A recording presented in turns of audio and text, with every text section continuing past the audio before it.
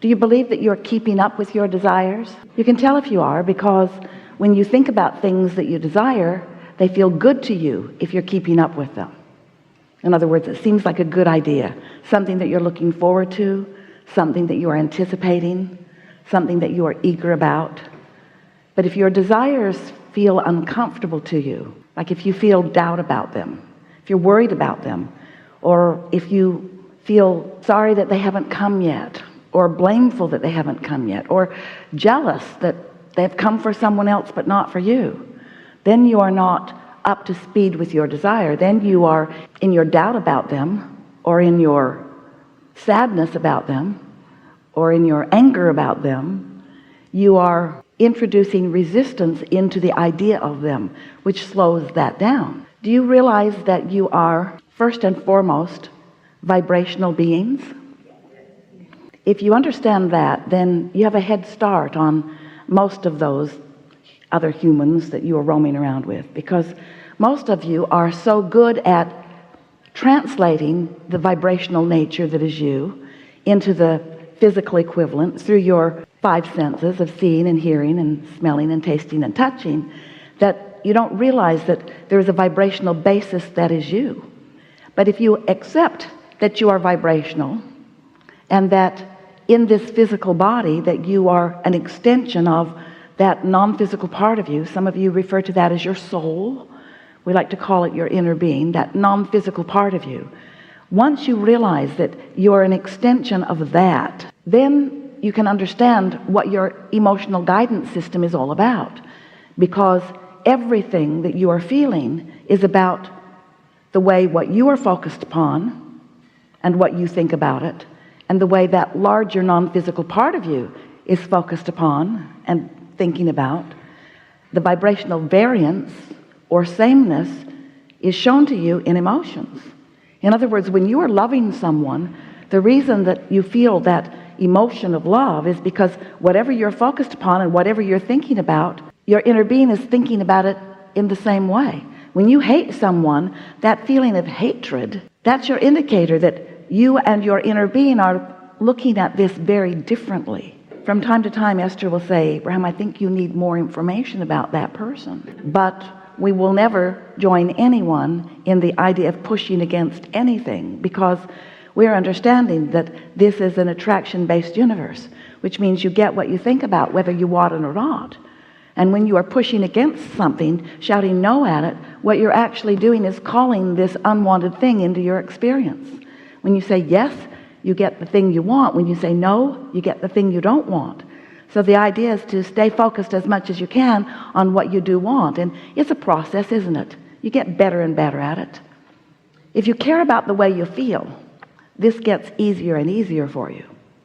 If caring about how you feel is your top priority, which means you become unwilling to focus in a way that doesn't feel good, then you are, much of the time, maybe most of the time, could even be all of the time, not likely, could be even all of the time, not likely, but it could be a lot of the time, you could be in vibrational harmony with who you really are. And that really is what you intended as you decided to come forth into this physical body. You said, I'll go forth into this contrasting experience where there are a lot of others wanting different things, believing different things, experiencing different things. And from my personal experience, I will come to my own conclusions about what I prefer. So that's what you do. You live life, and you know what you don't want, and you know what you do want, and you launch these rockets of desire, these vibrational rockets. You don't even know you're doing it, but your thoughts are so powerful. You think about things, you come to conclusions about things, you perceive things, you observe things, you decide things, and in all of that life experience, you set forth your idea of how life would be better, your intentions. If someone's rude, you want nicer people around. If you're rude, you want nicer people around. If you don't have enough money, you want more money. Life just causes you to decide what you really want. So you've been building, even though you have probably not been aware of it, you've been building a vibrational reality. It's what comes before all manifested reality. You've been building a vibrational reality, and there's momentum. And it's such a reality, it is so real, that we wanted you to feel or understand the realness of it. So we named this vibrational reality your vortex. And the reason that we call it a vortex is because there is this spinning, gathering of cooperative components to your ideas of who you are and what you want. We could even go further by explaining to you that that larger part of you is there with all that you've been asking for, holding the vision of it, knowing it, being it, vibrationally being it. And so the momentum of your ideas, of your expansion, has been gaining momentum, and law of attraction has been gathering the components, and it's ready, it's ripe and ready for you to tap into it, to begin receiving the ideas so that you can begin to turn your vibration to thoughts and your thoughts to things. Isn't that a wonderful awareness? Haven't you wondered, how do thoughts turn to things? How is it that things become? Because they clearly do. But most humans do not realize the creative control you have in the thoughts that turn to things. And most humans do not spend much time paying much attention to their thoughts, because you think your thoughts are less active than your actions. So you so often count on your actions while you are doing yourself disservice with so many of your thoughts. And there's not enough action in the world to make up for the thoughts that you are thinking. You got to get the thoughts out there ahead, and then you have to find a way to become a vibrational match to them. So we've been describing it as a 3-step process. Ask is step 1. Life causes you to do that. Can't stop asking. Don't even need to worry about practicing that. You're going to ask all day, every day. Step 2 is source answers, and that's that part that we were talking about the vortex, the coalescing of what's in the vortex. Law of attraction gathering the cooperative components. Your inner being standing there, being what you've asked for, being the prosperous being that you want to be, or being the happy inside of a relationship being that you want to be, or being the productive entrepreneur in a business that thrills you that you want to be.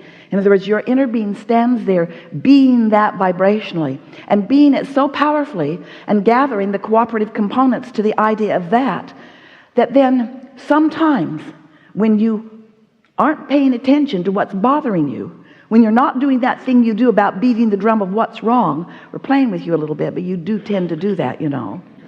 So in those moments when you find yourself not complaining or not being mad about something, your vibration raises to the frequency of what your vortex is about, and you are accomplishing, often by default or accident, sometimes on purpose these days with a lot of you, you accomplish step 3, which is you are in the allowing mode. We're calling that the receptive mode. Ask and receive, but you've got to become a vibrational match to what you are wanting to receive. When you are in that good mood, when your heart is singing, when you are feeling appreciation, when you are in love with life, when you are tuned in, tapped in, turned on, when you are feeling really good about something, that's that receptive mode. You're in the receptive mode. And when you are in the receptive mode, you become the receiver of what your vortex is transmitting to you. So you get a good idea. Boom! You know that feeling? Ooh! Doesn't that sound like a good idea? You say to someone else who says no, because they're not necessarily where you are. Ooh! You can feel the power, the leverage of that idea. You can feel that you're right there in the receptive mode. Now, most don't sustain that for very long, because most of you are adjusting or establishing your vibrational point of attraction based upon what you're observing. So if you're observing things that please you, boom, you feel great. If you're observing things that don't please you, boom, you don't feel so great. And so sustaining that good feeling is really what we're talking about here. It's how to feel good on purpose, not by needing conditions to change in order to support your good feeling. That conditional love means you got to live in a very solitude place usually, and then you're still not happy because now you're bored. And so what you want to do is figure out how to be happy anyway, how to be unconditionally happy. And what that really requires is practicing it when it's easy until the momentum of it is known by you. So you can sort of sniff it out with your emotional guidance system. You can tell when you're headed towards something that doesn't feel so good. Every now and again, Esther will turn on the television for something interesting, politics, because she wants to feel good, informed. And she's not too far in it before she realizes that she is sacrificing her alignment for her interest. It's quite a big price to pay, you see, because you tend to adjust your point of attraction based upon what you are observing. And if what you're observing does not feel good, then it is not serving you. But we know you live in a world, you want to be informed, it feels like you should know stuff, and we say, let's just call that step one. Let's just call that the sifting and the sorting process, and the launching of these rockets of desire into your vortex of what you are wanting. And of course, it's just fine. We're not asking you to withdraw from life or to not be involved in the political spectrum or of any other spectrum of your human experience. We want you to be involved, but we want more than anything to help you to realize that your predominant desire must be to feel good, and it's not always that easy to feel that good when stuff is happening around you, but still it is your work, and you'll get better and better at it. Sometimes something not very significant will bother you and you'll brood about it for days. Sometimes you'll become a sort of master of alignment, and something will bother you initially because you're taking the punch from it, but you don't brood about it for days. You take the hit, but you move back into the vibrational frequency that is really you. And that's really what we want to talk about. So step one is ask. Step two is source answers. Step three is you get into the receptive mode. And step four is you're able to maintain mostly the receptive mode no matter what. The mastery of alignment is where the deliciousness of life really is. The mastery of alignment, because in alignment you feel clarity. Isn't that more delicious than confusion? In the mastery of alignment you feel love. Isn't that better than hatred or anger? Doesn't it just feel better? Don't you want way more of that, you see? And so as you become aware of what you're doing and you care about how you feel and you accomplish this mastery of alignment, then you can move in to what we are so enjoying calling step five, because step five is where you're mostly in alignment, and every now and again you're not, because life is happening around you, but you no longer are beating up on yourself when you find yourself back in step one. Step five is finally accepting that that's what you signed up for when you decided to come into this physical experience. You came to live life. You came for the joyful expansion. So sometimes things happen. The other day, Esther is asking a question of herself as she's involved in something that she's not enjoying at all. And her friend said, what do you think this is really about? Well, it was easy to say, well, it's about that and that and that and that and that. There were obvious things that it was obviously about. And Esther thought, what is it about? And later she realized, I know what it's about. It's about letting go of the uncontrollable. It's about no longer trying to take care of things that I have no business trying to take care of. It's about being happy anyway. It's about unconditional love. It's about unconditional love and life. In other words, your life is never going to stop bringing to you opportunities for expansion. And every expansion that you experience, especially those that you're consciously doing, is not only life-giving, it's really what you came to be about. There is this triad of intentions that you are about. It's freedom and growth and joy. And they are equal in their importance. You are so free that you can choose bondage. You are so free that you can choose a thought that cripples you and makes you fall to your knees. You're so free that you can choose a thought that lifts you to the heights of excitement and passion. You are so free that you can choose bondage. You are so free that you can choose freedom, thought by thought by thought. Freedom and growth. Growth is the natural product of life experience. You cannot live in this body, in this time-space reality, without expansion happening all day, every day. But joy is the part of the triad of intentions that we want to call your attention to. Because if your focus is upon feeling good, then you have activated for yourself consciously the importance of focusing your thought directly.